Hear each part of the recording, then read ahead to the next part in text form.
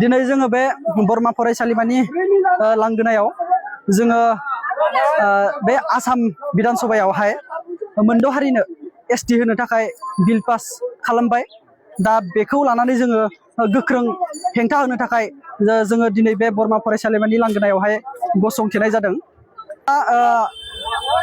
मोनद' हारिनो एसटि होयोब्ला जोंनि बे फिसा फिसा हारिफोराहाय जोबोर खहायाव गोग्लैगोन, जोबोर माने खहा जागोन। जोङो मेनलि नायोबा दा जोङो स्टुडेन्टफोरा, दा फरायफुनाय लाइमोनफोरा दा जोङो खथा हिसाबै जों फरायनो मोन्दोंमोन।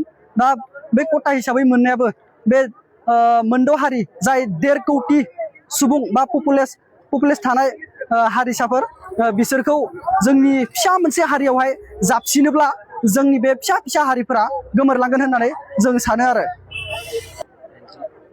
दिनै बे बरमा फरायसालिमानि लांगोनायावहाय गासै 200सो फरायसाफोरा बाहागो लादों आरो।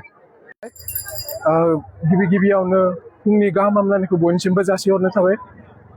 आंनि मुङा रितिक बर', आं बरमा कलेजनि गाहाय नेहाथारि।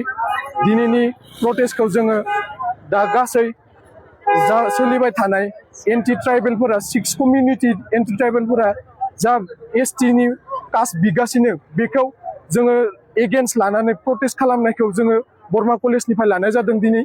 ओमफ्राय बे जोङो बरमा कलेजल' नङा, गासै बर' हारि आरो गासै स्टुडेन्टफोरा ज' नांनानै कमिउनिटि जानानै बे प्रटेस्टखौ बयबो खालामनांगौ, बयबो माबायावनो खालामनांगौ। गासै एसटि कास्ट गासै ट्राइबेल, जोंनि गासै बेलेग हारिनि ट्राइबेलफोराबो नांगासिनो, जों बर'फोराबो नांगासिनो। गासै बर'फोरनि थैया माबानांगोन, जोंनिया नुजानांगोन, इसोरनो दिन्थिनांगोन जि जोंनियाव बर' थै दोङो होननानै। बेखौ रावबो बावगारनाङाथो, बर'फोरा रावबो गावनि हारिखौ नागारनाङाथो, बेखौनो सानो। जोबनायाव आङो बेखौनो सानो दि गाहाय सरकारा जि मोजां डिसिजन लाथो, बयसिम जाहाथे जेथिंबो माबा जायाथो, इनइकुवेलिटि जायाथो, बेखौनो साननानै